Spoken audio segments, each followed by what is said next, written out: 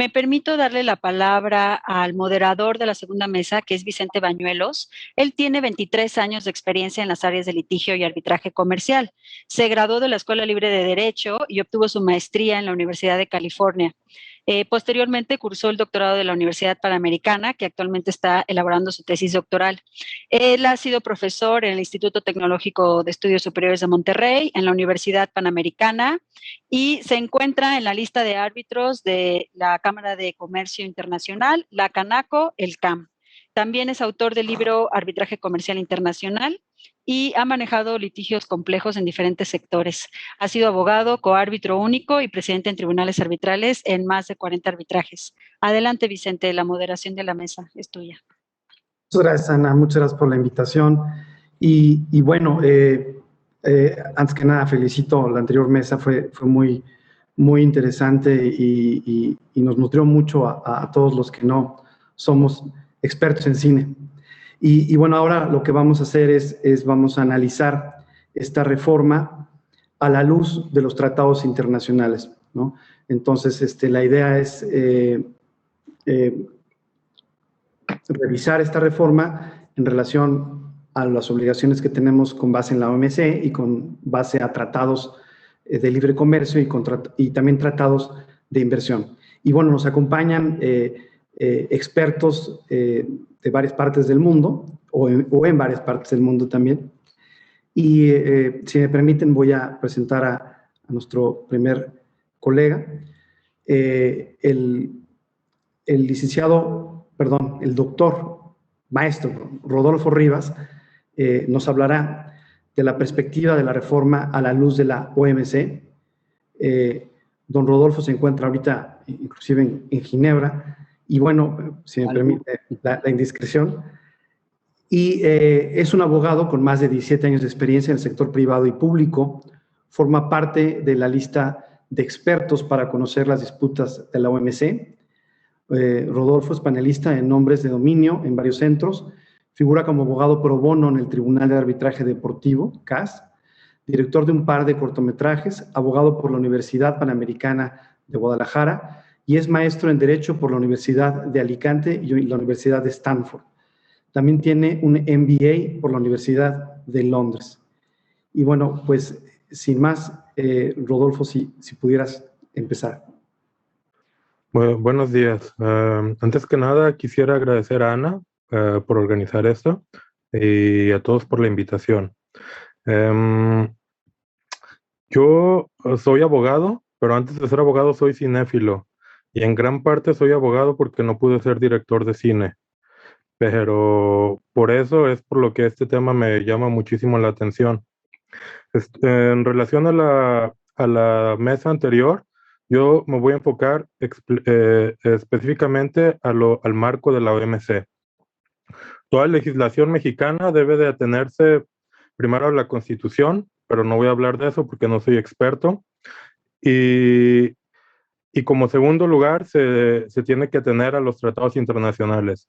Tampoco me voy a meter a la jerarquía jurídica, porque tampoco soy experto en eso, pero voy a hablar del orden multilateral en comercio y propiedad intelectual, y específicamente de la OMC, porque México es un miembro fundador de la OMC. Hablar de si la reforma, y específicamente la reforma, me voy a enfocar a artículos 19 y 20. Anteriormente se habló un poco de otros artículos, pero este es un tema muy complejo. Yo solo me voy a enfocar al artículo 19 y 20 para determinar si existe un cumplimiento o incumplimiento por parte de lo que sería la reforma o no de las obligaciones multilaterales. El orden multilateral es importante y tiene dos principios. Ya se mencionaron antes, pero principalmente es el trato nacional, que cada miembro concede a los nacionales del mismo trato que otorga a los demás nacionales, y el de nación más favorecida, que es otra forma de no discriminación. Si un miembro concede una ventaja especial, ya sea arancelaria o no, debe hacer lo mismo con los demás miembros. Existen excepciones que precisamente le dan cabida a los tratados de libre comercio, pero no voy a hablar de esto porque creo que mis otros colegas van a hablar acerca de esto. Estas son las principales obligaciones generales bajo la OMC, que también se encuentran reflejadas, como dije, en los demás acuerdos, tratados bilaterales o regionales y también acuerdos de inversión. Específicamente sobre la reforma se tiene que considerar los dos principios estos que mencioné, trato nacional y nación más favorecida, pero específicamente en lo que atañe a propiedad intelectual, al acuerdo sobre aspectos de propiedad intelectual relacionados con el comercio, por sus siglas ADPIC, pero también a cualquier otro acuerdo relativo a GATT, que es aranceles, o acuerdo también de servicio, así como todas las obligaciones y regulaciones específicas que cada país haya hecho en relación a accesos a mercado. Dentro de estas obligaciones de acceso a mercado incluyen no establecer limitaciones en número de proveedores, total de operaciones ejecutadas, número de personas físicas para proveer empleo. Y esto también en principio incluye a todos los servicios como producción, distribución y exhibición, que en este caso se refieren a cine. En relación a la reforma, un concepto dentro del marco jurídico internacional en comercio es el que se conoce como excepción cultural, que básicamente cuando fue primeramente mencionado, se refería exclusivamente al cine. A pesar de que existe este concepto de excepción cultural, este concepto no existe como tal y no se ve reflejado de tal forma en la OMC, pero sí existen algunos elementos de los cuales se hacen referencia. Por ejemplo, el artículo 4 del GATT específicamente excluye del trato nacional y de nación más favorecida a películas cinematográficas, estableciendo cuotas, la posibilidad de cuotas en tiempo de pantalla. Esta inclusión dentro del marco internacional de comercio fue una respuesta europea y principalmente de Francia al gran número de películas americanas que estaban entrando al mercado después de la Segunda Guerra Mundial. Algo de esto ya se había platicado antes. Esto es en relación al GATT. También, esta es una excepción especial, pero también existe la posibilidad que varios comentaristas o expertos en la materia han dicho que la excepción cultural también podría caber dentro de las excepciones generales del GATT bajo el artículo 20. Aunque todavía esto no se ha probado como tal, se dice que podría caer bajo la excepción de protección a la moral pública o lo que se conoce como tesoros artísticos nacionales. Pero como dije, esto no ha sido interpretado en ninguna disputa y ahora, no sé si ahora han seguido lo que ha pasado acá en la OMC, pero el valor jurisprudencial de las decisiones de los paneles y órgano de apelación ha sido cuestionado en los últimos años.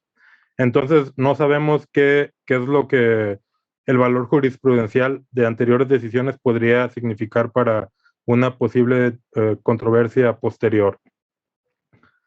Estas son excepciones, pero no es una excepción como tal de lo que se conoce como excepción cultural.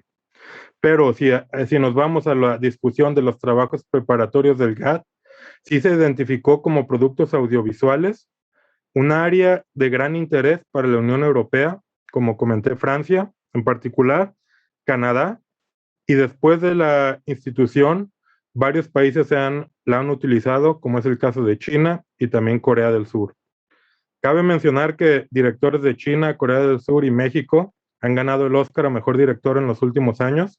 Quién sabe si esto tenga algo que ver. En relación a servicios y al GATT específicamente, existe una obligación general a la desregulación que aplica prácticamente a todos los servicios y no distingue a la industria audiovisual de otras industrias, pero sí ofrece un poco de flexibilidad en su implementación.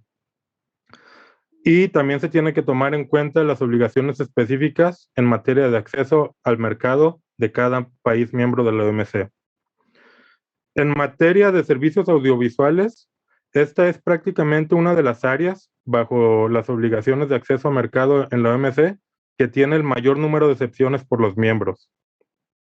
Ha habido casos en la OMC que podrían tener relevancia para la excepción cultural. El primero es el conocido como Canadá Periódicos y el segundo China Audiovisuales. Sin entrar al contenido de estos, porque como ya mencioné, el valor jurisprudencial se cuestiona, parece ser que la inclinación del órgano de solución de diferencias y del órgano de apelación es a determinar el balance, cuando tiene que determinar el balance entre objetivos de comercio contra objetivos no económicos, como sería el caso de una excepción cultural, tiende a favorecer el favor de objetivos económicos. Entonces, esto es un poco el marco internacional bajo la OMC, y lo que significa sería un indicio de lo que podría eventualmente ser una determinación oficial en caso de que hubiera una disputa en esta materia. Como algunos de mis panelistas anteriores mencionaron, algo de la posible respuesta se podría obtener en la Convención del 2005 de la UNESCO sobre la protección y promoción a la diversidad cultural de expresiones culturales, que reconoce la esfera cultural y económica de los bienes y servicios. Francia y Canadá fueron los principales impulsores de la misma, pero es importante recalcar que Estados Unidos no es un miembro de esta convención. Y aunque pudiera tener relevancia en la interpretación de una futura disputa ante la OMC, el valor interpretativo podría no ser muy influyente. Ahora, la forma en la que la Unión Europea ha podido mantener su sector audiovisual lo ha hecho bajo el concepto que denomina promoción de diversidad cultural y a través de una excepción prácticamente total del sector audiovisual en todas sus obligaciones comerciales internacionales. En el caso específico de las obligaciones en acceso al mercado en servicios audiovisuales en México, en la OMC, no existen obligaciones hasta el momento. Claro, esto pudiera cambiar en el futuro y de hecho hay negociaciones sobre esto mientras estamos platicando ahorita. Pero tanto el marco regulatorio parece que sí da cabida específicamente a las medidas del artículo 19 y 20, con el riesgo de que una posible disputa posterior pudiera interpretarlo de manera diferente.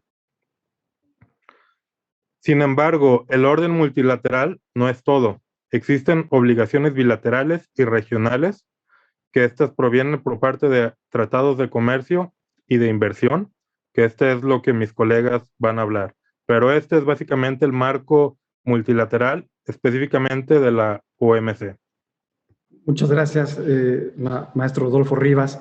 Y ahora tengo el honor de presentarles al doctor Óscar Cruz Barney.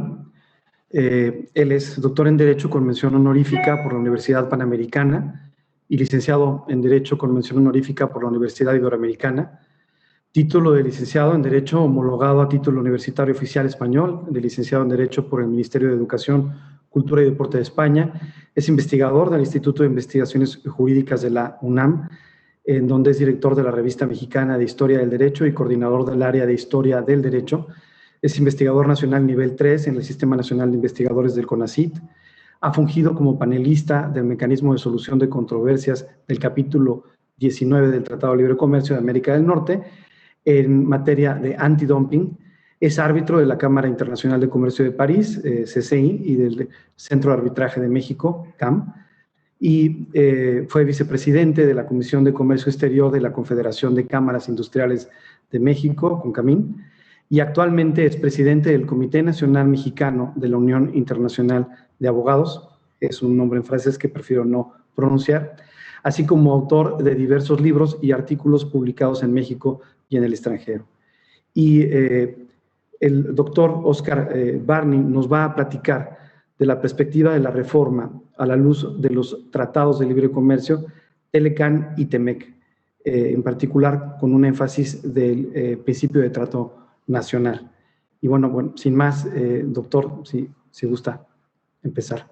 Muchísimas gracias, muchas gracias, muy buenos días. Gracias a la invitación a la doctora Ana Alba Betancourt. Un saludo al doctor Manuel Becerra y a todos ustedes. Es un honor y un placer pues, compartir la mesa con distinguidos colegas y partícipes pues, del cine mexicano.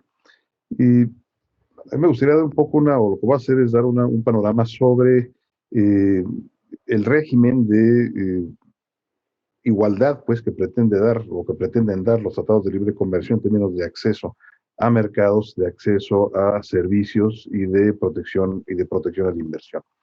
Y esto es independiente, es importante tenerlo presente, de las condiciones que en un momento dado puede tener una industria u otra dentro del juego de libre comercio, donde existen diversos mecanismos para, en caso de haber desequilibrios, en caso de haber abusos de alguno de los participantes, estos abusos puedan ser corregidos, puedan ser combatidos y en un momento dado devolver el equilibrio a las condiciones del mercado.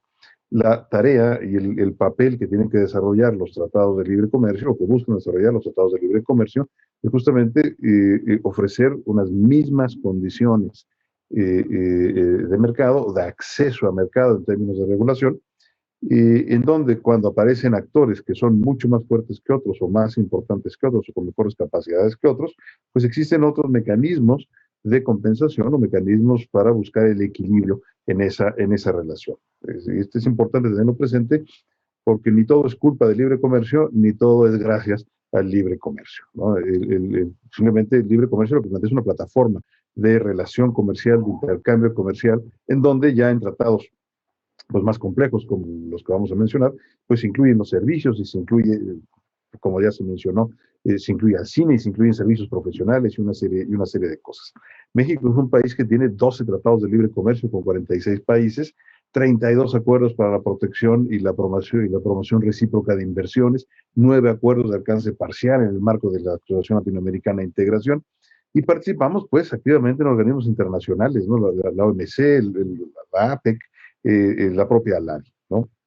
México pues tiene acuerdos con Colombia, con Chile, con la Unión Europea, con Israel, con el Acuerdo Europeo de Libre Comercio, el acuerdo con Uruguay, el Acuerdo Único Centroamericano, ¿no? Que incluye Salvador, Costa Rica, Guatemala, Honduras, Nicaragua, la muy reciente Alianza del Pacífico, y desde luego el Tratado Integral y Progresista de Asociación Transpacífico, ¿no? Es decir, México es un país en gran medida integrado pues al comercio mundial, a la economía internacional, y por lo mismo, pues las decisiones legislativas que se toman en el contexto mexicano no pueden dejar de lado y no pueden ignorar pues una realidad de que México forma parte de un entorno internacional, que si no conviene, bueno, pues se corrige. Si hay actuaciones no adecuadas, pues deben de combatirse.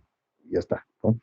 Para la importancia, pues, de que la protección de inversiones esté contenida en un tratado, pues es fundamental para el funcionamiento del mismo. Sobre todo si lo que queremos es, como se quiso con el Telecán en un inicio, es fungir como un polo de atracción a las inversiones extranjeras y una plataforma de exportación de productos, pues, y de servicios a los Estados Unidos y a Canadá. El mensaje constante de los gobernantes, pues, en ese sentido, radicó en su momento en la necesidad de atraer inversiones extranjeras para fortalecer las regiones y las áreas económicas nacionales a través de mecanismos de proyectos de infraestructura y de desarrollo, ¿no? Flexibilizo el régimen de inversión extranjera, garantizo las condiciones de competencia y de libre acceso a los mercados, exijo, en el caso de las mercancías, el cumplimiento de una regla de origen, lo cual me permite pues, crear un sistema, ¿no? Donde impulso y genero cadenas pues, de producción y de proveeduría, etcétera, hacia el exterior. Y aquí los mecanismos de solución de controversia, inversionista-Estado, los mecanismos generales de solución de controversias, pues juegan un papel fundamental en garantizar o buscar garantizar ese flujo y esa confianza por parte de los inversionistas. Y en el caso del Telecán, pues el capítulo 11 del Tratado de Libre Comercio de América del Norte, era el que contenía el mecanismo y las condiciones generales de competencia en la zona de libre comercio. ¿Y qué pasó con la modernización del Telecán a convertirse en el capítulo 14 del TEMEC? Y va a ser la primera vez, pues, que se van a establecer mecanismos o compromisos diferenciados para los 3 socios comerciales.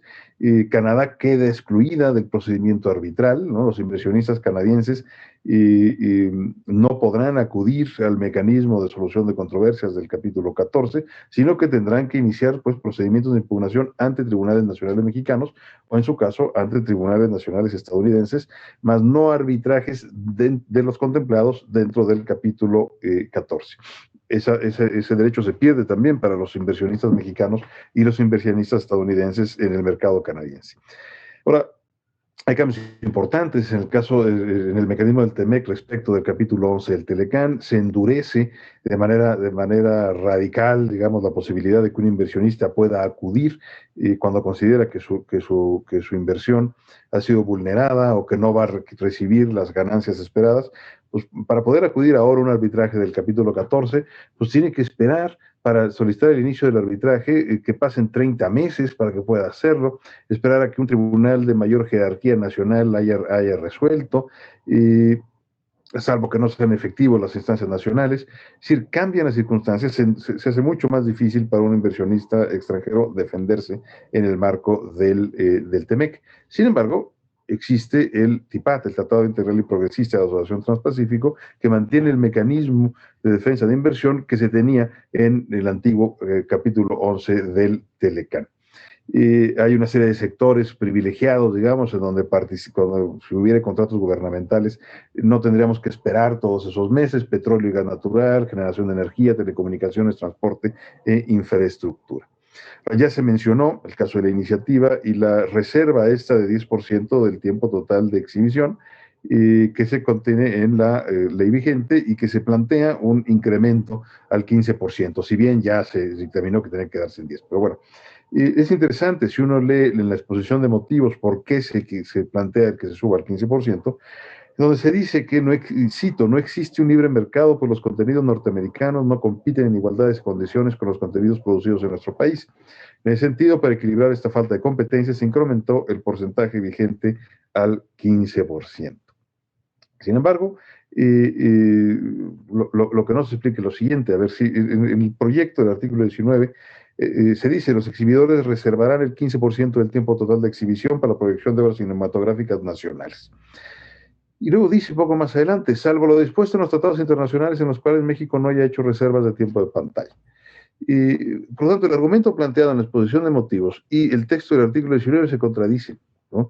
Porque al señalar, salvo lo dispuesto en los tratados internacionales en los cuales México no ha hecho reservas, pues se aplican los tratados internacionales donde haya reservas. Ahora, ¿dónde encontramos esas reservas y qué dicen las reservas? Bueno, pues de entrada, ya el Telecán tenía una reserva que era una reserva muy atractiva, digamos, para el cine mexicano, que ya se señaló, pues, que nunca se aplicó realmente, que permitía un 30% de reserva para el cine nacional. La ley se va a reformar para quedar en un 10%. ¿Qué dice el TEMEC y qué dicen el resto de los tratados, pues, o al menos en unos cuantos de ellos? En el caso del TEMEC, siempre hay una lista, pues, de excepciones, ¿no? y de reservas. Pues, ¿qué es lo que dice el TEMEC? Que los exhibidores reservarán el 10% del tiempo total de exhibición a la proyección de películas nacionales. Entonces, suponiendo que pasara la reforma y se aplicara el artículo 19 con un 15%, en el caso de películas estadounidenses, y habría que determinar qué es una película estadounidense, caso por caso, y no se podría reservar más del 10% del tiempo total. No puede reservarse el 15%, sino solamente el 10%. Si se reserva más del 10%, entonces podría acudirse en un momento dado al mecanismo de solución de controversias en materia de inversiones, que habría que esperar 30 meses, etcétera, todo esto que acabo de mencionar hace un momento, o bien acudir al mecanismo general de solución de controversias del capítulo 31, porque caería esto también dentro del área de servicios. Ahora bien, se habló del tema de las excepciones culturales. El anexo 15E se refiere a esta reserva del 10% del tiempo total como un elemento de protección cultural, ¿no? Pero se habla de la misma, es ese 10%, no más. ¿Qué dice el TIPAT? en la sección de medidas inconformes, reserva el 10% para la exhibición de películas cinematográficas. El Tratado de Libre Comercio con la Unión Europea en su versión modernizada, que todavía no entró en vigor, pero es la que sigue, reserva también el 10%. En el caso de la Alianza del Pacífico, se reserva también el 10%. Es decir, la cobertura de tratados comerciales internacionales que tiene México, pues cubren prácticamente o un porcentaje muy importante del posible origen de las películas o de la inversión o del servicio de entretenimiento, que es como están clasificados en los tratados, y por lo tanto ese 15% pues, no sería aplicable, porque la propia ley, ¿sí?, remite a los tratados internacionales, ¿no? Estaría limitado a ese 10%. Ahora, ¿qué significa el tema de trato nacional? Y el trato de nación más favorecida, bueno, pues que el Estado mexicano debe de garantizarle a ese inversionista extranjero o al servicio extranjero que se le va a dar un trato cuando menos igual al que se le da a los nacionales. Entonces, ¿qué es lo que se busca con los tratados? Garantizar que hay un acceso igual para todos al mercado. En este caso, la excepción de México es, te garantizo a ti, productor mexicano, que tengas cuando menos el 10%.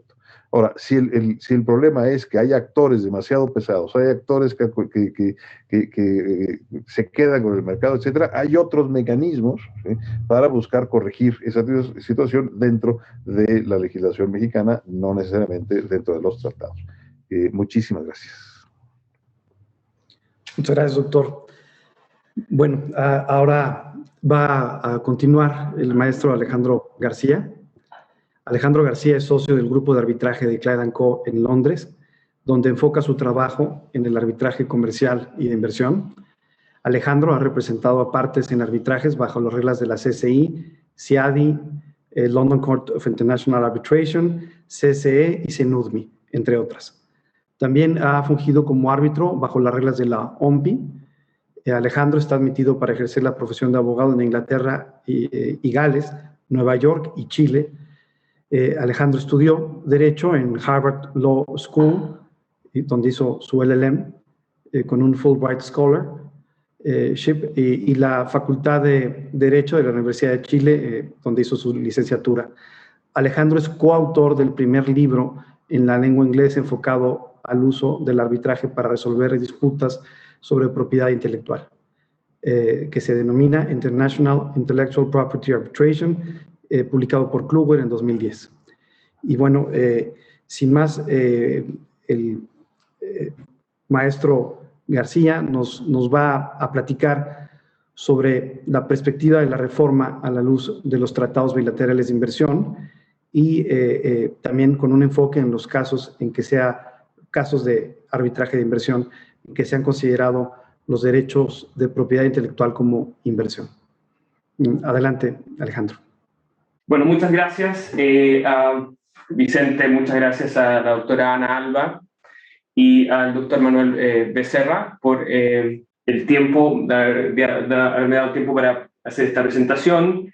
Una serie de comentarios preliminares me gustaría efectuar. En primer término, en relación con los tratados bilaterales de inversión, haría 4 observaciones. Los tratados bilaterales de inversión son bastante similares a los tratados de libre comercio, de los cuales el señor Cruz habló, pero con una salvedad de que son mucho más breves y no tienen, en general, no lidian con temas en relación con, por ejemplo, exclusiones de propiedad intelectual. Lo que hacen estos tratados es contienen la definición, la propiedad intelectual e industrial, son parte de lo que se define como inversión, pero no hay mucho más al respecto en muchos de estos tratados. Y en eso son distintos a los tratados de libre comercio. Además, los tratados bilaterales de inversión, a los cuales se refieren en inglés como BITs, o también a veces se les llama APRI en español, son relativamente cortos. Estamos hablando de tratados en general de 10 a 15 páginas. Son documentos cortos. Esos 4 comentarios. Ahora, y creo que un panelista va a hablarlo un poco después, pero quería brevemente mencionar que ¿por qué estamos hablando de tratados de inversión y también, ¿no es cierto?, estamos hablando de temas de derecho de autor, relacionados al derecho de autor, a la propiedad intelectual? En muchos de estos tratados, diría la mayor parte de los tratados bilaterales de inversión, los APRIs, y también en los tratados de libre comercio que contienen protecciones a la inversión, la propiedad intelectual es parte de la definición del concepto de inversión, es parte de lo que se protege. Por ejemplo, cabe citar el tratado bilateral entre México y el Reino Unido. El artículo 1G, la definición de inversión, incluye bienes raíces u otra propiedad, tangible o intangibles, adquiridos en espera de o utilizados con el propósito de obtener un beneficio económico o para otros fines empresariales. Por su parte, de forma similar, el Tratado Bilateral de Protección a las Inversiones entre México y España, el artículo 1, 4.e, define inversión como propiedad de bienes muebles o inmuebles, así como hipotecas, derechos de prenda, usufructos u otra propiedad tangible o intangible, incluidos los derechos de propiedad intelectual e industrial, adquiridos o utilizados para actividades económicas u otros fines empresariales.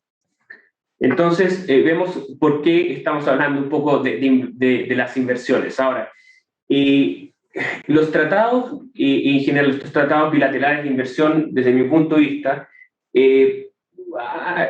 están quizás no son lo más claro cuando usan el término inversión, porque en realidad la gente tiene un concepto económico de inversión que tiene ciertos elementos, por ejemplo, yo invierto en un país al crear una compañía, una empresa. ¿Cómo puede ser que ciertos derechos, o por ejemplo, incluso la propiedad intelectual, sea en sí misma una inversión? Lo que es extraño en estos tratados, supongo, se utiliza el término inversión para, en realidad, referirse a derechos. Y yo creo que los tratados más antiguos que existían antes se referían a la protección de la propiedad de extranjeros en un país. Y un poco esto es lo que hacen muchos de estos tratados. Protegen ciertos tipos de propiedad de extranjeros en los países. Y hay más de 3.000 de estos tratados a nivel mundial. México, como decía el doctor Cruz, en total tiene más de 40 de estos tratados aproximadamente, pero a nivel mundial existen muchísimos. ¿Cuáles son las protecciones que otorgan estos tratados? Son protecciones muy amplias. Como son tratados tan cortos, en realidad son unas pocas palabras que se han interpretado que significan mucho. Hay una protección que se llama el trato justo y equitativo, que en general los tribunales arbitrales han dicho importa la no discriminación, la no arbitrariedad, la proporcionalidad, la buena fe y la protección contra la denegación de justicia. Esto es en relación con las medidas que puede tomar el Estado.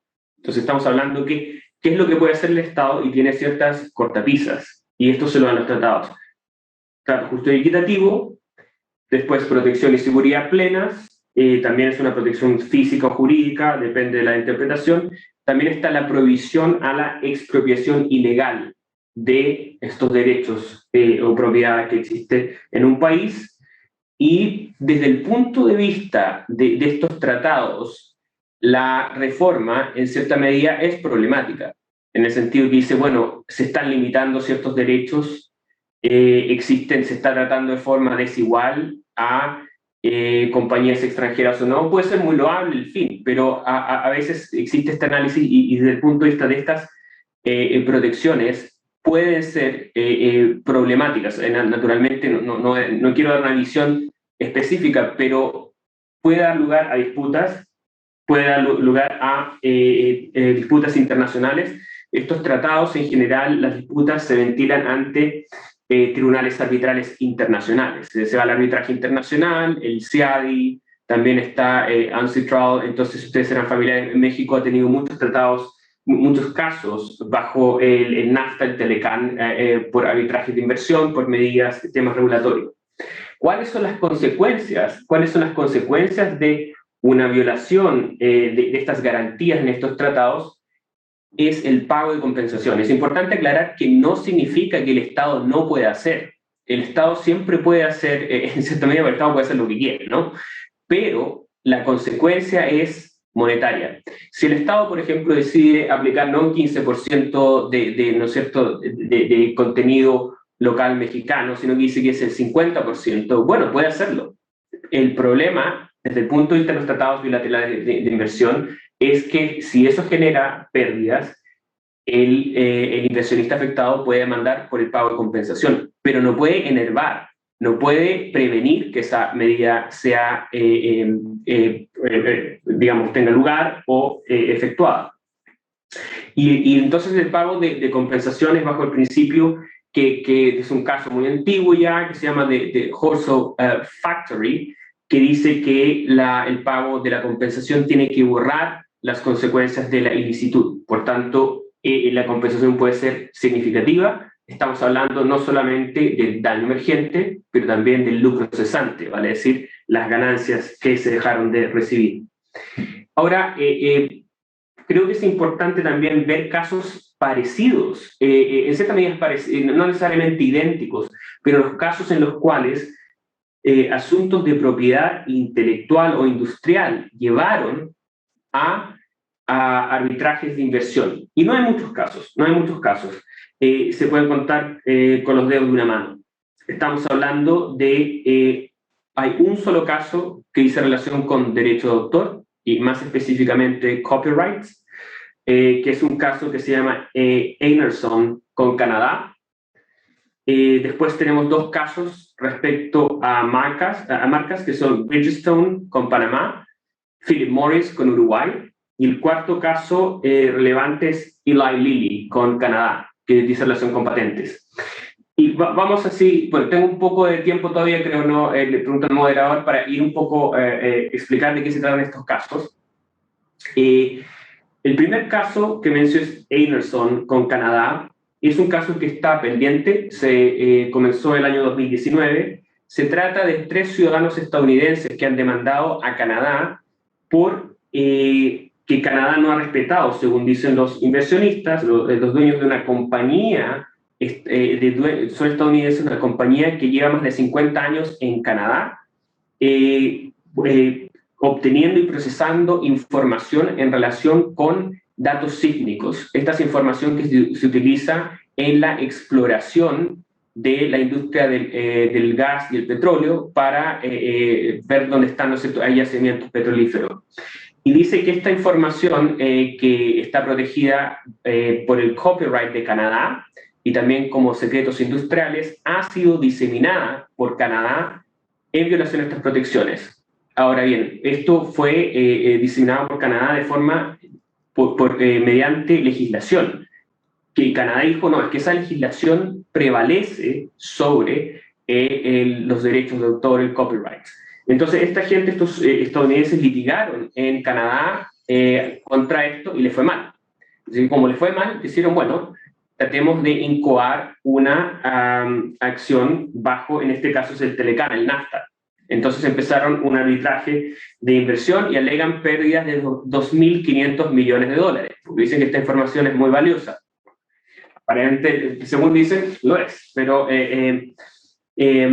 y lo que alegan ellos, que alegan los inversionistas, es que el derecho de propiedad intelectual es una inversión, y acá se ha violado la garantía del trato justo y equitativo, porque no se les ha tratado de forma arbitraria, y también se trata de una expropiación ilegal de esos derechos. Y es interesante que acá que no solamente la demanda se basa o está relacionada con el copyright y los trade secrets, el secreto industrial, pero sino también estas inversionistas estadounidenses tenían actividades en Canadá. O sea, no solamente el derecho.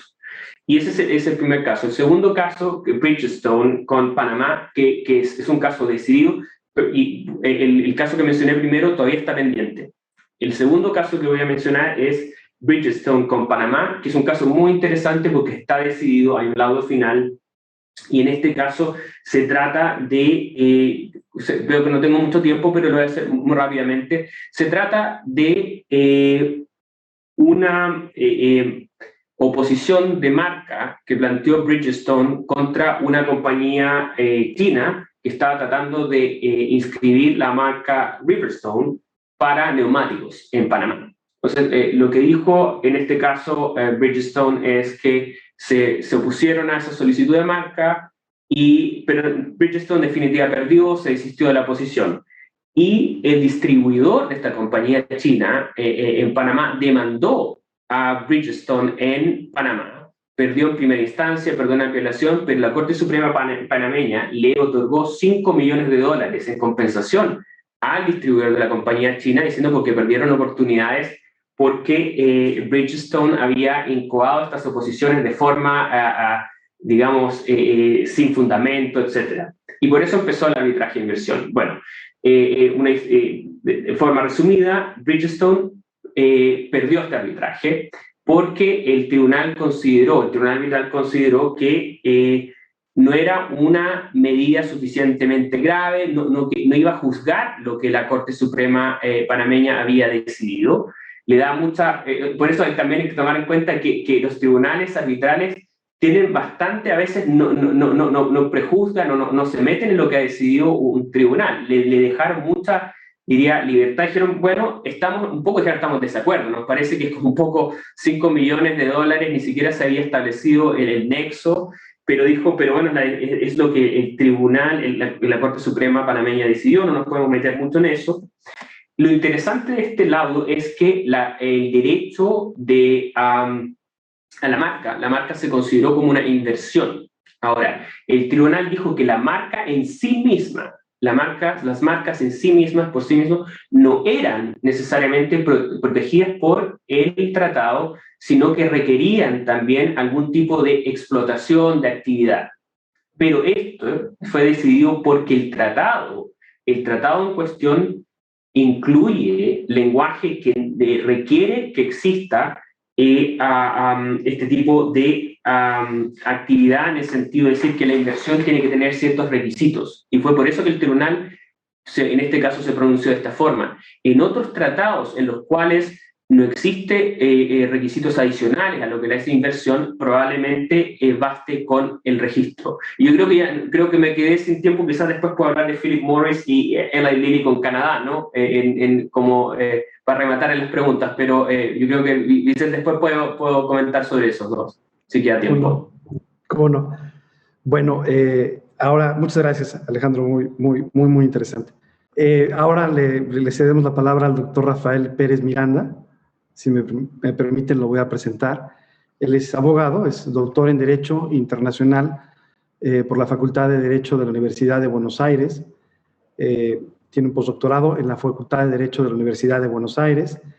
Es docente investigador en la en la Universidad Autónoma Metropolitana, investigador invitado del CEIDIE, Facultad de Derecho, Universidad de Buenos Aires, miembro del Sistema Nacional de Investigadores del Consejo Nacional de Ciencia y Tecnología en México, y sus libros recientes son La privatización de la naturaleza viva, Exigibilidad del derecho de acceso a la salud y licencias obligatorias en materia de medicamentos, En las fronteras de la propiedad intelectual, Tratado de Derecho de la Propiedad Industrial, Régimen internacional y nacional de la inversión extranjera.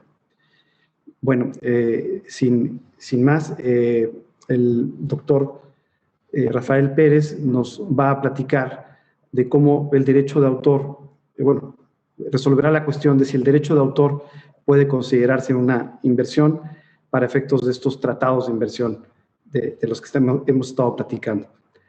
Doctor, adelante, por favor. Buenos días, muchas gracias Manuel, muchas gracias Ana por la invitación. Es un honor estar en este panel. Yo le decía a Ana que si tuviera que contestar la pregunta, mi participación duraba unos 10 segundos. La pregunta es no es una inversión. Pero como supongo que nos estamos refiriendo a este tema en general, pues haremos algunas aclaraciones. Primero, el derecho de autor es un derecho temporal, es un derecho sobre un bien intangible, un bien intangible creado por el sistema jurídico, es decir, el sistema jurídico acota y dice que es una obra protegida por los derechos de autor, y por lo tanto no puedo hacer una inversión. Como sucede con todos los derechos, estos derechos pueden ser invertidos. Yo puedo aportar mis derechos de autor, digamos, a una empresa, a una sociedad, etcétera, y que mi aporte sean los derechos de autor. También, digamos, puedo invertir para obtener una obra que sea protegida por los derechos de autor, pero el derecho de autor en sí mismo no es una inversión, no puede ser una inversión. Ahora, ¿qué sucede? ¿Puede crearse o hacer que el derecho de autor se considere una inversión? Sí, digamos, eso es posible. El sistema jurídico tiene la posibilidad de generar conceptos performativos y decir esto es esto, aunque no lo sea, digamos, desde un punto de vista conceptual de otras disciplinas o desde el español. Entonces, así como decimos que el derecho de autor está dentro de la propiedad intelectual y utilizamos la palabra propiedad como un concepto performativo, es decir, en realidad los derechos de autor no son propiedad, la protección de las invenciones no es un derecho de propiedad, a nadie se le ocurriría que una persona que ocupa de mala fe un derecho durante 5 años, un derecho de autor, tenga la prescripción adquisitiva. Digamos, la interpretación de los conceptos performativos debe ser muy cuidadosa y muy detenida. Entonces acá uno de los elementos que tenemos que ver es, además, qué derechos son los que se van a proteger, ¿no? Es decir, cuando se habla de los derechos de autor, solo se puede proteger de acuerdo en cada situación lo que se afecta de los derechos de autor, ¿no? Entonces, los derechos de autor, digamos, otorgan el ius prohibendi, no otorgan el ius utendi. Por lo tanto, los derechos que tiene un autor es a impedir que otros utilicen su obra, que otros produzcan su obra, publiquen su obra y que difundan su obra. Él no tiene el derecho a usar ese derecho de autor. El uso del derecho de autor, ¿no? El ejercicio de ese derecho, se regula por otros elementos jurídicos, ¿no? Es decir, yo tengo derecho a escribir un manual sobre cómo sembrar bombas en los estadios sin que nadie se entere, ¿no? Lo puedo escribir. Bueno, lo puedo pensar, lo puedo escribir y tenerlo bien guardado. No lo puedo publicar. ¿Cómo seducir menores de 12 años mediante internet? Mecanismos, ¿no? Y lo explico. Pues si lo puedo publicar o no lo puedo publicar, no depende de los derechos de autor, depende de otros regímenes jurídicos. La libertad de yo poder expresarme libremente no depende de los derechos de autor. La libertad de expresión depende de otros parte del sistema jurídico. Entonces, lo primero que tenemos que tener en cuenta es qué otorga el derecho de autor. El derecho de autor otorga el ius prohibendi. Es una lástima que Alejandro no haya podido explicar el caso Philip Morris, pero digamos, adelanto, porque está vinculado al tema, adelanto parte de la resolución de ese laudo, que es, en ese laudo también se dice, el derecho de marcas como derecho de propiedad intelectual otorga el ius prohibendi, no otorga el ius utendi. Entonces, digamos, fue la base para rechazar tanto en el juicio de Philip Morris contra Uruguay, como en el juicio contra Australia, también plantearon lo mismo.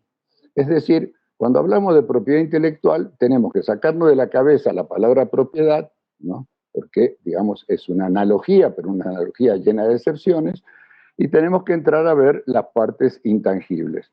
Por ejemplo, en la OMC se ha planteado el tema de la excepción volar, hasta dónde llega, ¿no? Un tema contra Canadá. Es decir, yo puedo elaborar un producto, puedo investigar sobre un producto, puedo hacer todas las experimentaciones necesarias con un producto patentado para que apenas ese producto sea genérico yo lo pueda comenzar a explotar. Puedo fabricar ese producto patentado para que apenas yo, digamos, venza la patente, yo lo pueda vender. La OMC dijo que no. Yo creo que se equivocó el laudo de la OMC, pero no importa, digamos, estamos hablando de casos. Dijo que no, que la excepción volar llega hasta el inicio de la producción, pero el inicio de la producción debe realizarse al vencer el plazo de la patente. Entonces, en cada caso, también se discutió el tema si las excepciones, la protección de los datos es un derecho de propiedad intelectual o no. Y se decidió que no, que el derecho de la protección de datos puede insertarse en el capítulo de propiedad intelectual, pero no necesariamente es parte de, podemos ubicarlos dentro de la propiedad intelectual.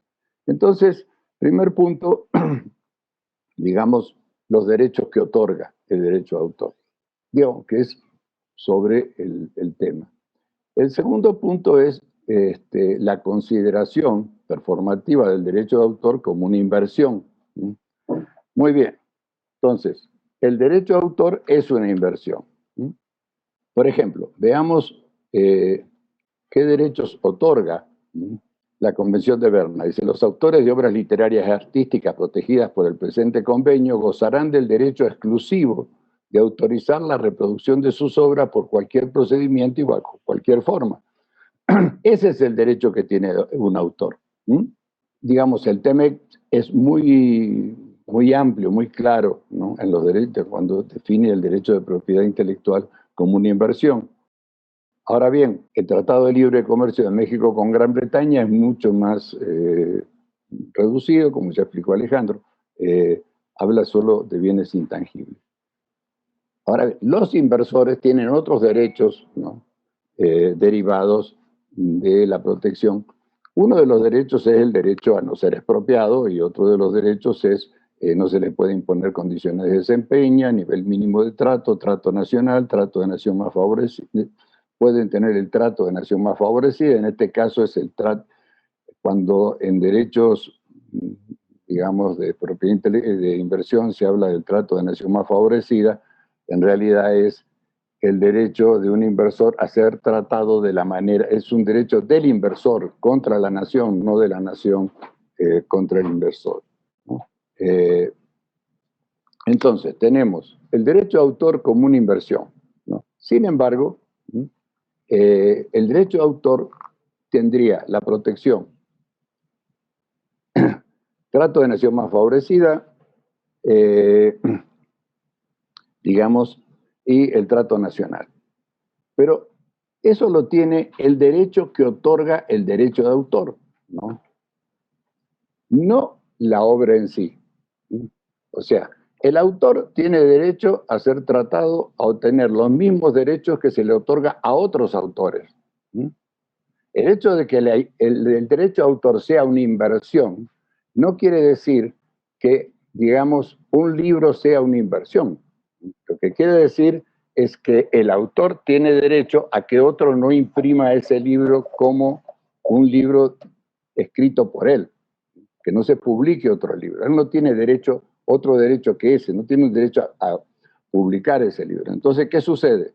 Si en México se resuelve que tal tipo de libros no se pueden publicar o que tal tipo de películas no se pueden presentar, pues no se puede alegar el derecho de autor para oponerse a esa decisión. El principio de trato nacional. Todos los autores tienen que ser tratados exactamente igual que los otros autores, ¿no? Y sus posibilidades de comercializar tienen que ser, digamos, su posibilidad de ejercer el derecho de autor tiene que ser similar o igual a la de otros autores. Pero eso no quiere decir que, digamos, se establezcan otro tipo de restricciones. Por último, en lo que hace al arbitraje en materia del TEMEC, ¿no?, en materia, digamos, del tratado bilateral, pues entre la expropiación directa y la expropiación indirecta. La protección como expropiación, ¿no? Es decir, la afectación del derecho de autor como una expropiación. Sin duda, en el caso de los derechos de propiedad intelectual, las afectaciones como expropiación no pueden ser la expropiación. Es imposible expropiar, no está contemplada la posibilidad de expropiar un derecho de autor. Lo que se puede hacer es otorgar licencias obligatorias más allá de las admitidas en el acuerdo ADPIC. Esa es una forma, digamos, de que se aplique la expropiación indirecta en materia de propiedad intelectual. Entonces, segundo, esa expropiación tiene que afectar sustancialmente los derechos del autor del ius prohibendi. Y por último, digamos, hay excepciones que surgen precisamente de los... gran parte de los límites a la utilización del arbitraje internacional en materia de inversiones se comienzan a gestar a partir del debate entre la Unión Europea y Estados Unidos sobre un tratado de libre comercio. Provocó escándalos en la Unión Europea las posibilidades de que los estados pudieran ser demandados con los mismos criterios que sus nacionales demandaban a los países subdesarrollados. Una cosa es demandar a los países subdesarrollados por criterios totalmente arbitrarios e injustos como los del CIADI, etc., y los tratados, y otra cosa es que se demande a los países desarrollados. Otro caso que generó mucho impacto en la modificación de la negociación de estas cláusulas fue el caso de la demanda contra Alemania, cuando Alemania decide suspender el desarrollo de la industria nuclear y por lo tanto suspende un convenio que tenía con una empresa noruega para el desarrollo de esa industria nuclear. Entonces se comienzan a plantear excepciones. Un caso muy claro es el CETA, el Tratado de Libre Comercio entre la Unión Europea y Canadá, pero además se incluye en el TEMEC. Y en el TEMEC tenemos dos partes. Una donde dice que no se puede... Perdón, doctor, que lo interrumpa. ¿Podríamos pasar a conclusiones? Ok. Disculpe. La conclusión es, el derecho de autor otorga solo el ius prohibendi, no otorga el ius utendi, por lo tanto no creo que sea aplicable esta serie de temas a los casos que estamos viendo. El TEMEC TEMEC define con claridad qué son las expropiaciones indirectas, en la que cabría la afectación de los derechos de autor como derecho de autor, ¿no? Y excluye de las expropiaciones indirectas a aquellas que puedan afectar a las políticas públicas que sean en protección del interés público, y da como ejemplo medio ambiente, salud y defensa, pero como ejemplo no es una enumeración taxativa. Por lo tanto, creo que en lo que hace a la relación entre el tema que estamos tratando y la posibilidad de que se pueda afectar como, demandar como expropiación, ¿no? Porque además no hay una afectación sustantiva a la parte económica, creo que no cabría. Creo que la respuesta es: el derecho de autor no es una inversión, concepto performativo. Dice el tratado que el Tratado de Libre Comercio, los distintos tratados, que sí es una inversión. Lo que se protege como inversión es el derecho del autor, ¿no? Y, digamos, el derecho, el ius prohibendi. Y, por último, el TEMEC excluye la expropiación indirecta de la posibilidad de arbitraje y, además, aclara que en ciertos casos de políticas públicas de interés público no se considerará expropiación. Da como ejemplo, solo como ejemplo, políticas vinculadas al medio ambiente, políticas vinculadas a la salud y políticas vinculadas a temas de defensa nacional. Esa sería la conclusión. Muchas gracias, doctor. Bueno, ahora pasaremos a hacer algunas preguntas a los expositores. Hay unas preguntas que ya formuló la audiencia. Esta es una pregunta abierta a todos los expositores y la pregunta lee así: ¿cómo se podría evaluar el daño o afectación a este tipo de inversiones intelectuales, ya que si México tiene el 10% de derecho para mostrar los productos cinematográficos nacionales, ¿cómo puede impactar al inversionista que se ha tomado un 12 o un 15%? Es decir, entiendo un poquito la pregunta es, si estamos aumentando estas cuotas, ¿eso pudiera ser considerado en cierta forma contrario a algún tratado internacional o algún derecho de algún inversionista? Doctor Cruz o maestro García, quisieran abordar esta pregunta. Yo me saqué el mute, pero antes quizás. ¿No? Pero, bueno, desde el punto de vista bueno, es una cuantificación de daños. Normalmente, y quizás algo como lo que el señor Pérez menciona, el doctor Pérez, es que el fenómeno, hay un fenómeno, la inversión, existe un concepto económico de la inversión, y el otro es el concepto de lo que define el tratado, ¿no es cierto? Y aquí puede que haya una dicotomía. En la práctica, lo que es una inversión es un fenómeno complejo. Existen derechos, por ejemplo, puede ser un derecho de propiedad intelectual, derecho de propiedad industrial y otros elementos también. Y en definitiva, cuando se plantea una demanda, depende qué derechos, qué es lo que se está afectando. Por ejemplo, si se tiene que cerrar una compañía, la empresa tiene que cerrar su negocio porque, por ejemplo, no puede utilizar sus marcas, sería un ejemplo, pierde todo el negocio. Ahora, quizás en el porcentaje uno lo podría ver desde el punto de vista quizás de los royalties, de las regalías. Es un tema fáctico, pero depende qué es lo que se está dejando de percibir.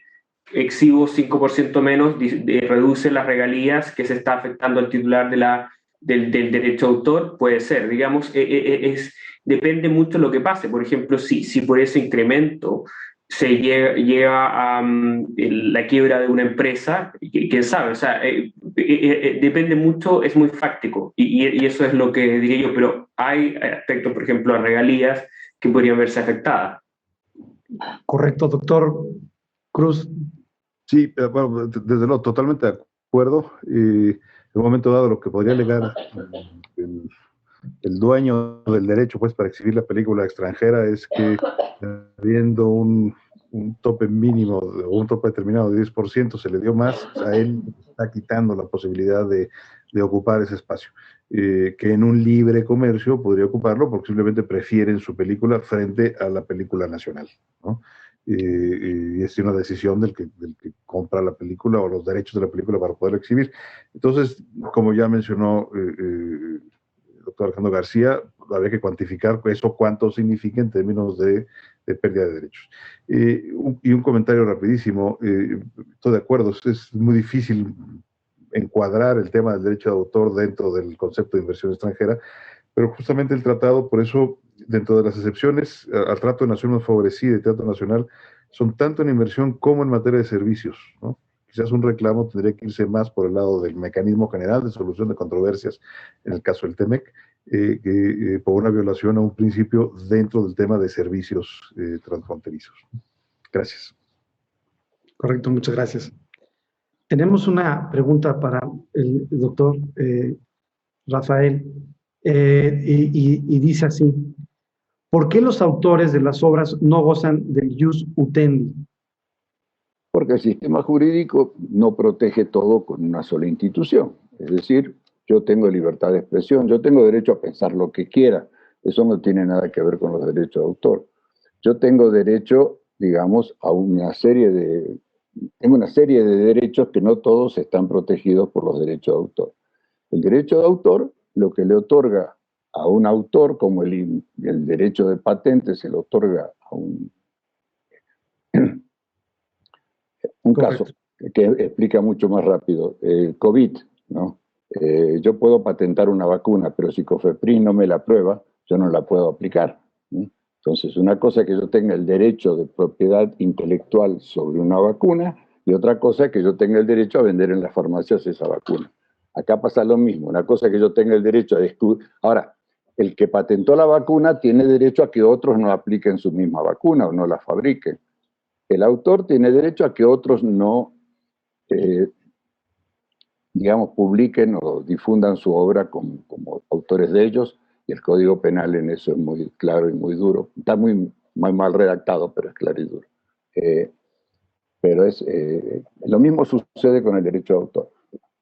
El autor tiene el derecho a excluir a otros. No lo autoriza la ley, ni la Convención de Berna, ni los tratados internacionales, a difundir su obra. Y esto nos lleva de la mano a otra pregunta que tiene alguna relación, y es también para los expertos en tratados de inversión y tratados de libre comercio, bueno, todos ustedes, ¿existe alguna diferencia desde la perspectiva de protección a las inversiones si el derecho debe estar registrado, digamos, marcas y patentes, o no? Por ejemplo, derecho de autor. Derecho de autor no, derecho de patente sí. Pero la perspectiva es si hay una diferencia, claro, del registro crea alguna diferencia y en principio, bueno, como dice el doctor Pérez, son derechos de exclusión, o sea, el derecho principal es excluir y supongo que desde el punto de vista de decir si hay inversión o no, quizás es más fácil atacar si es un derecho registrado, como es en los casos, por ejemplo, de Eli Lilly, que es el caso uno que no puedo mencionar. Se trata en esos casos de que se dejó sin efecto la invalidación de patentes, y quizás es más fácil atacar, ¿no es cierto? Si el derecho registrado es una inversión, es más quizás fácil atacar ese derecho, decir, bueno, el registro es inválido, usted no tiene ese derecho para atacar la inversión bajo la definición del tratado. Desde el punto de vista del derecho de autor, porque tiene protección automática, supongo que es más difícil atacar eso. Quizás yo vería eso como una diferencia si consideramos dentro de las 4 esquinas del tratado la propiedad intelectual o industrial como una inversión, pero existe por supuesto el debate si es inversión desde el punto de vista económico, pero yo creo que existe esa diferencia en relación con cómo se puede atacar ese derecho, ¿no? Hay una pregunta que nos hace el doctor Manuel Becerra y es la siguiente. El problema del tiempo en pantalla no sería una cuestión de derecho de la competencia, no tanto de derecho de propiedad intelectual. Y aquí, bueno, quien quiera contestarla.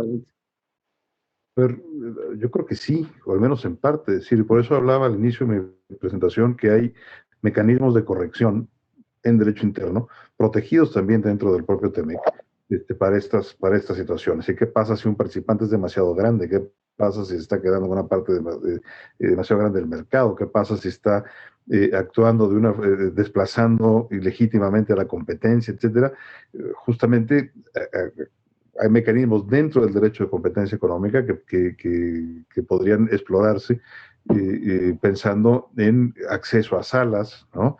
En tiempos de proyección, etcétera. Más que buscar por el lado, pensaría yo, de inversión dentro del tratado, sí lo buscaría quizás por el lado de servicios, pero también abrir la veta del tema de derecho a la competencia, ¿no? Estoy de acuerdo con Manuel Becerra. Doctora Alba Betancourt, ¿estamos bien de tiempo? ¿Tenemos tiempo para otra pregunta? ¿Sí? Bueno, esta pregunta se la haremos al maestro Rodolfo Rivas y es la siguiente. ¿Por qué medidas como las que se están implementando en México han sido implementadas exitosamente en otros países? Por ejemplo, en la Unión Europea. ¿En qué consistió? Sí, este es un tema, específicamente yo lo vi desde el punto de vista del artículo 19 y 20, y es un tema que ha sido implementado básicamente porque existe como 2 vertientes de ver al aspecto cultural. Existe la vertiente europea y la vertiente americana. La vertiente europea, que es la que ve al cine como un bien cultural que se tiene que proteger. Y es precisamente porque la Unión Europea, cuando entró a la OMC, lo vio como un sine qua non. Y a pesar de que no se resolvió enteramente cuando se instauró la OMC, sí decidieron que ellos no iban a hacer ninguna obligación referente a los servicios audiovisuales. Y es por eso que tienen una ventaja. Pero como lo apunté en mi presentación, es una ventaja un poco que no ha sido explorada legalmente en su totalidad. A pesar de que bajo las reglas del comercio internacional de la OMC hay argumentos a favor de esta excepción cultural, es algo que no está dicho. Y si hubiera un procedimiento posterior, esto se podría cuestionar. Perdón, don Rafael, adelante. No, quería comentar precisamente que parte de la preocupación europea por este tema hizo que no se pudiera llevar adelante la negociación en la OCDE del acuerdo AMI, del acuerdo multilateral de inversiones, donde prácticamente se contempla lo que hoy se contempla en los capítulos de protección de inversiones de los tratados de libre comercio. No se pudo seguir porque Francia se oponía férreamente dentro de la OCDE a este tipo de protección. Y este debate que hubo sobre el sistema de protección de inversiones hizo que en el acuerdo MIC, el acuerdo sobre medidas de inversión vinculada al comercio, fuera muy reducido, fuera muy pequeño. Es un artículo muy pequeño porque precisamente Europa no aceptaba ese tipo de, digamos, de contenidos que proponía Estados Unidos. Y esto saltó cuando precisamente la Unión Europea ve que se puede aplicar los tratados de protección de inversiones a la enorme cantidad de inversiones norteamericanas en Europa. Mientras fuera un tratado entre Gran Bretaña y México no había problema, la inversión de México en Gran Bretaña es mínima. Pero aplicar ese tipo de solución de controversias tan favorable a las corporaciones transnacionales es una imposición de los países industrializados a nuestros países. Por eso, digamos, no podemos generalizar, ¿no? Los derechos, el derecho comparado, etcétera, etcétera. Tenemos que asumir que es una imposición de las corporaciones a nuestros países, muchas veces exageradas. En la ley de propiedad, digamos, en la parte de la ley de derechos de autor, en la reforma penal a los derechos de autor, ¿no? En la reforma al Código Penal Federal en materia de derechos de autor y en la ley de protección industrial, México legisló mucho más a favor de las corporaciones que lo que Estados Unidos pedía o exigía. Es más, México legisló, ¿no?, en contra, ¿no?, de disposiciones de la legislación sobre propiedad intelectual de Estados Unidos, que Estados Unidos consideraba lesiva para su posibilidad de proteger la salud de los norteamericanos, y nosotros dijimos, nosotros tenemos dinero suficiente como para aceptar esta ampliación del derecho de patentes y poder satisfacer las necesidades de salud. Y lo mismo sucedió con la reforma de los derechos de autor. La reforma penal de los derechos de autor, ninguno de los artículos se refiere a los autores. Todos los artículos de la reforma penal muy dura se refiere a los derechos de las corporaciones que adquirieron los derechos de autor. Entonces, no podemos comparar, no es igual el derecho de los países como los nuestros de los derechos de los países, digamos, donde tienen sede las grandes corporaciones que deciden las políticas internacionales sobre derecho de autor, propiedad intelectual, protección de derechos. Eso tenemos que tenerlo en cuenta. Víctor Ugalde de la primera mesa tenía un par de preguntas. Así, adelante, adelante. La primera es para el doctor Rodolfo Rivas, que es el especialista en Ginebra. Quisiera saber cuál es la situación de México en la negociación de las ADPICs o las AGSC, como se llamen. Algo las mencionaste, pero no hablaste cuál es la situación de México en ese acuerdo sobre servicios. Sí, bueno, lo que mencioné brevemente es que las obligaciones que México hizo en relación a servicios cuando se creó la OMC, en aquel momento, no incluyó nada en relación a servicios audiovisuales. Pero servicios audiovisuales es un sector en el que muy pocos países miembros de la OMC tienen obligaciones.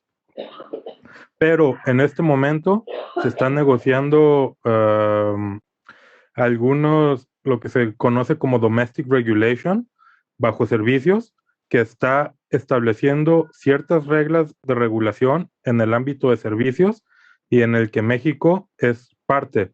Las discusiones que se están llevando a cabo en esta negociación de domestic regulation son confidenciales y yo no tengo conocimiento de cuál es la postura específica de México y cuáles obligaciones está ofreciendo México como nuevas de las que ya habían hecho en el momento de la creación. Me permiten hacer la pregunta verbal y estoy pensando así en lo que se discutió en la primera y segunda mesa. De acuerdo con esa perspectiva, y eso yo se lo preguntaría a Alejandro García, de acuerdo con esta perspectiva de una interacción entre derecho a la cultura y un tanto también mantener un equilibrio en la competencia, le preguntaría yo a Alejandro García, ¿podríamos demandar, de acuerdo con la primera mesa, por supuesto, México podría demandar a Estados Unidos, a la Gran Bretaña y a Francia por los subsidios que se dan al cine, que no permite una competencia libre? Le preguntaría desde la perspectiva de usted. Bueno, desde la perspectiva de los tratados de inversión, no se puede, es algo que el mecanismo no lo da, porque bueno, hay disputas entre Estado a Estado en relación con tratados bilaterales de inversión, pero son más que nada disputas en relación con la interpretación del tratado. Entonces, el mecanismo de los tratados bilaterales de inversión no existe para ello.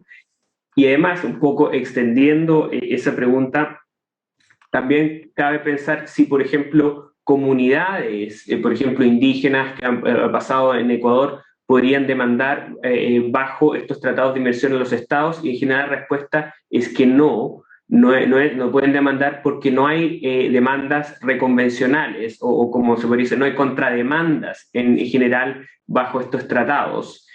Porque en realidad lo que se hace es la protección al inversionista. Ha habido casos en los cuales se ha intentado, y de hecho, en un caso en Ecuador, una compañía aceptó una demanda reconvencional, digamos, esta contrademanda por daño ambiental. Entonces, es un debate sobre estos temas, también puede ser temas culturales, pero los tratados de inversión en general actualmente no contienen esos elementos. Ahora bien, una nueva generación de tratados hay ciertas cláusulas que hablan de, por ejemplo, la protección al medio ambiente, también protección social. Entonces, ciertos tratados están siendo más morigerados desde el punto de vista de los estados. Entonces, hay una evolución, pero a la pregunta no se puede, ese no es el mecanismo. No sé si habrá un mecanismo quizás ante otra instancia internacional para ello. De hecho, que bueno, me gustaría hacer un comentario porque este es un tema muy importante que lamentablemente no hablé en mi presentación, pero esta es una opción que muchos estudiosos sobre el tema han dicho que podría ser un vehículo para demandar a países como Estados Unidos o grandes productores que se benefician de subsidios en la OMC, bajo las reglas del acuerdo de subsidios que existe en la OMC. El acuerdo de subsidios usualmente se ha utilizado para subsidios en materia de bienes, pero no se ha utilizado mucho en materia de servicios o cuestiones culturales, pero sí es una vía que podría ser un mecanismo para atender a esta situación. Entonces, no por vía de tratados bilaterales de inversión, pero sí por las vías de la OMC, directamente los países llevando su petición de caso a la OMC, ¿verdad? Por utilizando el acuerdo de subsidios que existe ahorita bajo la OMC. Perdón, ¿y quién sería el actor ahí directamente? Cualquier país miembro que se considere afectado por estos subsidios.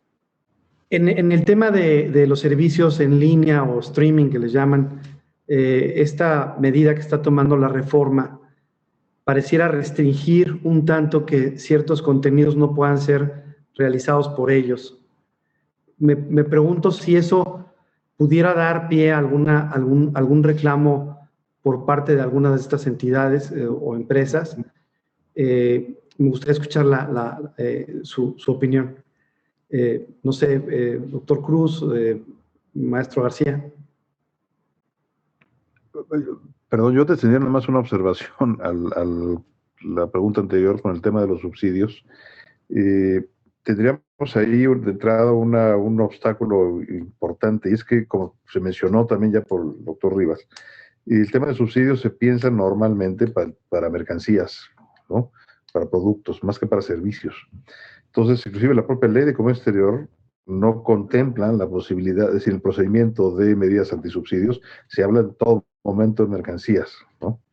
Entonces, el irse o oponerse a la recepción de películas o de obras cinematográficas extranjeras porque está subsidiada, nos encontraríamos de entrada con un problema instrumental, ¿no? De cómo podernos oponer, siendo el afectado la producción nacional de productos cinematográficos, cómo poder oponerse a esos subsidios. Sin embargo, otra vez, por la vía de competencia, podría pensarse o interpretarse que ese subsidio afecta las condiciones de libre competencia, ¿no? Entonces, más que por el lado de subsidio comercio exterior, subsidio efectos en la libre competencia, es como pensaría yo que tendría que ser la vía, pues, para plantearlo, ¿no? En relación con la pregunta del señor Pañuelos, diría, siempre está esto de la causalidad. O sea, si una medida tomada por el Estado, ¿cuáles son los daños que causa? Entonces es un tema de causalidad. Si el demandante, el inversionista puede demostrar que la medida causó, por ejemplo, que no se pudiese llegar a una producción y eso ha causado pérdidas, podría ser una reclamación al respecto, pero naturalmente siempre está el tema de la causalidad y que estados, cuando se defienden, alegan que no hubo causalidad, que esto fue muy remoto. Entonces, es un tema parte jurídico, parte también fáctico, en el sentido de que se requieren pruebas que demuestren qué es lo que ocurrió y cuáles han sido las consecuencias de una violación al tratado. Correcto, muchas gracias. Pues veo que tenemos todavía una pregunta en el chat, tenemos 2 minutos, si la podemos hacer de manera rápida. ¿En qué medida México tiene la posibilidad aún de que con la reforma de la ley se puedan atenuar las imposiciones u obstáculos que implican el TEMEC para la producción nacional? ¿Existe otra vía más allá de tener que recurrir a los mecanismos de solución? Es decir, ¿qué peso tendrían estas reformas para el sector cinematográfico frente a la situación actual? Y esta tal vez me parece una pregunta para todas las mesas. Bueno, tenemos todos los datos de una competencia ruinosa y de malas prácticas de comercio. Si tuviéramos una secretaria de Economía que supiera aplicar los tratados internacionales y los capítulos de malas prácticas comerciales, digo, la maestra Tatiana no es la excepción, todos los anteriores secretarios de Economía no le entran y la COFESE no le entran.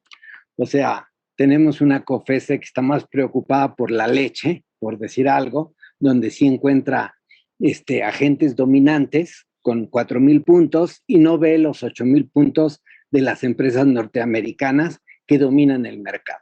Entonces, si tendríamos que empezar en México, primero con la ley, nos atacaría posiblemente la MPA, tienen unos cabildeadores en la Cámara y tienen abogados. Afortunadamente nosotros tenemos a Ramón Obón y él nos asesora como siempre en ese tipo de situaciones, y tendríamos que terminar en un panel, ¿sí?, bilateral, y si no nos gusta el resultado tendríamos que ir a un panel en la OMC. En la OMC hay ya antecedentes de muchos países que se han opuesto a la dominancia de la MPA. Por eso en el 2005 se impulsó el Tratado de la Diversidad Cultural. estuvo Francia, como mencionaron, estuvo Canadá, pero se les olvidó mencionar a México. México fue uno de los promotores de ese tratado. Venía España también, pero cuando llegó la derecha al poder se bajó España, ¿sí? Y terminamos en el 2005 y salió. Estados Unidos regresó nada más, pagó sus cuotas anteriores y regresó a la UNESCO nada más para tratar de impedir el nacimiento del Tratado de la Diversidad Cultural. Como iba muy avanzado todo eso, lo ganamos los 160 y tantos países que eran, y los únicos que votaron en contra fue Estados Unidos, Filipinas, Israel y Australia. Nunca me entendí por qué Australia. Los otros tres sí, porque los tienen dominados económicamente.